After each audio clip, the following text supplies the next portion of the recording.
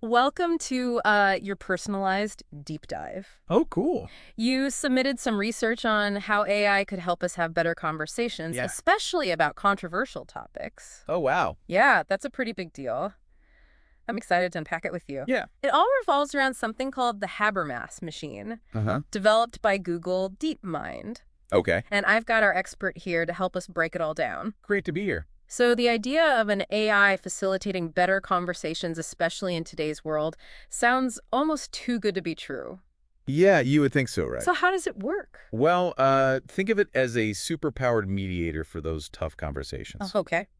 Imagine you're in a room with a bunch of people who have very different opinions on a hot-button issue. Okay, yeah. Maybe it's something like immigration policy Mm-hmm. or how to reform the criminal justice system. Right. You feed everyone's individual viewpoints into the Habermas machine, Okay. which uses a large language model called Chinchilla to analyze them. I'm already intrigued. So it's using this massive language model, Yeah. which I guess is like a super smart computer that's been trained on tons of data to make sense of everyone's different opinions. Exactly. Think of it like feeding a supercomputer thousands of conversations about a specific topic. Okay. It learns to identify patterns and common threads in those conversations. Wow. Almost like a master negotiator learning from past successes. Uh-huh. And get this, it takes all that information Okay. and generates a group statement Okay. that reflects the common ground it finds. Hold on. Yeah. A machine is writing a statement that captures what a bunch of different people agree on.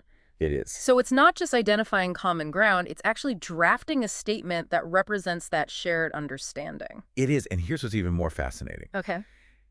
The machine doesn't stop there. Okay. This isn't a one-and-done situation. Right, It's yeah. an iterative process. Okay. Participants actually get to read that AI-generated statement Mm-hmm. and offer their critiques. So they can say, hey, this doesn't quite reflect what I meant, or I Yeah. disagree with this part of the statement. Exactly. Imagine the AI offering a draft agreement, Okay. and then you and the other participants get to suggest edits Right. until everyone feels it reflects your shared views. Wow.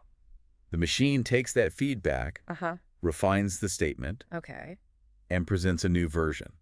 So it goes back and forth. This can go back and forth until everyone reaches a higher level of agreement. It sounds like collaborative writing, Yeah, but with an AI as your co-author. exactly. Now knowing your interest in finding common ground, Mm-hmm. especially on these kinds of complex social issues, Right. this must sound pretty interesting to you. Oh, definitely. But did it actually work? Well, the researchers in the UK conducted some studies, Okay. and the results were surprisingly positive. Oh, wow. They measured something called the Agreement Index, Hmm? which basically tracks how much people agree with each other. Okay. And what they found was significant. Okay. Discussions facilitated by the Habermas machine had a much higher agreement index Okay. compared to discussions led by human mediators. Oh, wow. That's a big deal. Right. It suggests that this technology could actually help people bridge divides on complex issues. That's a pretty significant finding. Yeah. It does make you wonder, though. Did people actually change their minds? No. Or were they just agreeing with bland, watered-down statements that didn't really represent their views? That's an important question, and the researchers looked into that as well. Okay. They found evidence of genuine consensus building. Okay. People weren't just agreeing for the sake of it. They were actually shifting their positions Uh-huh. and moving closer to a shared understanding of the issue. That's really impressive. It is. And it gets even better. Okay. Not only did the participants themselves feel like they were reaching a genuine consensus, Okay. but external judges who observed the process also rated the AI-generated statements Uh-huh. as clearer, fairer, Mm-hmm. and more informative Okay. than those produced by human mediators. Wow. So, That's really remarkable. yeah. So not only did people agree more, they also felt like the process itself was more effective and fair. Exactly. And it's not like they were dealing with easy topics either. No. Some of the issues where the AI-facilitated discussions led to increased agreement included things like asylum seeker policies Right. and strategies for reducing prison populations. These are complex issues that people tend to have strong opinions about. Definitely, yeah. Now, while these results are certainly promising, I know there have to be some limitations, right? Sure. every deep dive needs a healthy dose of skepticism. Of course, of course. So are there limitations? Well, while the research is encouraging, the Habermas machine wasn't as effective on extremely polarized topics. So there are limits to what even a super smart AI can accomplish. Are there any other limitations to keep in mind? Well, the researchers themselves acknowledged that they avoided some of the most controversial hot-button issues, Okay. like climate change or transgender rights in this particular study. Right. So we don't yet know how well this technology would perform in those truly fiery arenas. Okay, so there's still a lot to learn about how this technology might work in those really divisive contexts. For sure, yeah. But even with these limitations, the potential here is pretty mind-blowing. Yeah, it really is. If it can help people find common ground on issues like immigration and criminal justice reform, Right. where do we go from here? That is the question, isn't it? Could this be applied to other areas beyond politics? That's a great question. Yeah. And is one we'll delve into further. Okay. The potential applications of this technology are vast. Right. And it's exciting to think about how it could be used to improve communication and decision-making in all sorts of contexts. And that's exactly what we'll explore in the next part of this deep dive. Awesome. We'll look at the potential applications of this technology, and we'll discuss what it all means for you. Looking forward to it. Yeah. All right. Welcome back. We've been discussing the Habermas machine and its potential to facilitate better conversations. Right. Especially on complex and sometimes contentious topics. Exactly. Now let's delve deeper into what this could mean for you. Right, because you submitted this research. Yeah. And it clearly sparked your curiosity. It did. So let's connect the dots. Okay. We've talked about how this AI works, Uh-huh. its successes in research settings, Right. and even some of its limitations. Yeah. But what are the real-world implications? What are- Where could this technology go beyond those initial studies on political issues? If we connect this to the bigger picture, Okay. I think it speaks to a fundamental desire we all have. Okay. The need to communicate effectively Right. and solve problems together. Especially in today's world where it feels like everyone is shouting their opinions online. Yeah. The idea that AI could help us find common ground and understand each other better Right. is incredibly powerful. It really is. And knowing your interest in community engagement, Yeah, this has to be particularly relevant. definitely. I'm thinking about things like local town hall meetings where people are trying to make decisions about things that affect their neighborhoods. Imagine if they had a tool like this to help them find consensus. Exactly. It could revolutionize community decision-making. Wow. And it doesn't stop there. Okay. Think about the workplace. Right. We've all been in those meetings where conflicts arise, Oh, yeah, for sure. and it feels like everyone is talking past each other. Yeah.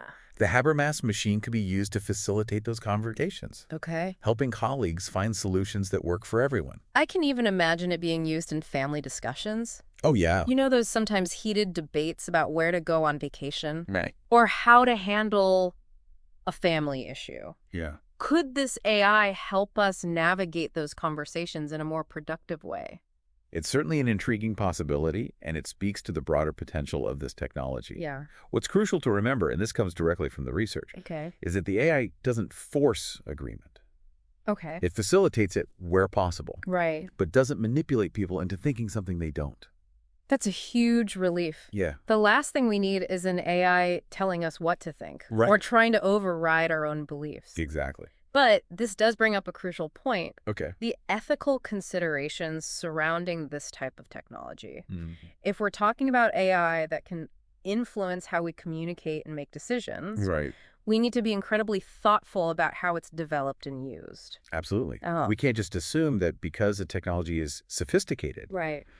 it's automatically beneficial. Yeah. It's like any powerful tool. Uh-huh. In the right hands, it can be incredibly valuable. Yeah. But it can also be misused. Right. We need to be mindful of that. So how do we ensure that this kind of AI is used ethically and responsibly? Right. Where do we even begin to address those concerns? Yeah, that's a good question. That feels like a whole other deep dive. It really does. But we'll get to that right Okay. after. No, we'll get to that now. So how do we ensure that this kind of AI is used ethically and responsibly? Right. Where do we even begin to address those concerns? Yeah, that's a good question. We've been talking about the Habermas machine, its potential to help us find common ground. Right. And even some of the ethical considerations that come with such powerful technology. Exactly. It's clear that this sparks a lot of questions, especially for someone like you who's actively thinking about these issues. It does. And those questions are incredibly important. For sure. We can't just blindly adopt new technologies without considering their potential impact on our lives and our society. Absolutely not. So let's dive into some of those questions. And I want to hear what you think, too.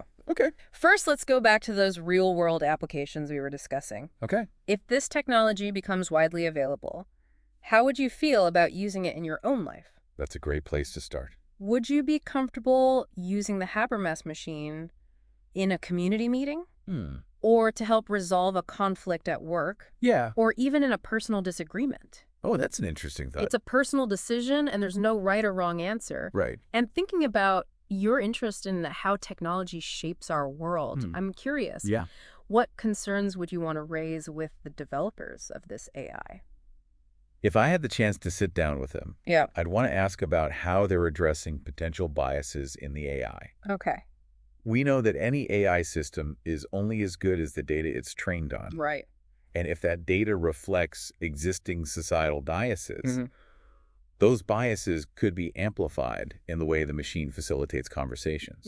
I'd also want to talk about how they plan to ensure transparency and accountability Right. in the development and deployment of this technology. Yeah. We need to make sure that it's serving us, not the other way around. That's a crucial point. It is. We can't just passively accept whatever technology comes our way. Right. We need to be active participants in shaping its development and ensuring it aligns with our values. Absolutely. And that starts with asking these tough questions like the ones you've just raised. Exactly. And it goes beyond just asking the questions. Yeah. It's about engaging in a broader societal conversation about the role we want AI to play in our lives. Yeah, that's important. We need to be thinking about the potential consequences, both positive and negative, Right. and working together to ensure that this technology is used in ways that benefit everyone. Couldn't have said it better myself. This has been an incredibly thought-provoking deep dive. We've covered a lot of ground. It really has. From the inner workings of the Habermas machine to its potential to transform how we communicate and make decisions, all the way to the ethical considerations that we absolutely can't ignore. It's clear that you're passionate about this topic, Oh, yeah. and your questions have really enriched this conversation. Thank you for bringing this to our attention. Well, thank you for being here. Of course. And thank you, dear listener, for taking this deep dive with us. Yeah, thanks for listening. We hope this has given you a new perspective on how AI could shape the future of communication and decision-making. For sure. Remember, the future is not something that just happens to us. Yeah. It's something we create together. So keep asking those tough questions, keep those critical thinking skills sharp, Absolutely. and keep exploring the possibilities until next time.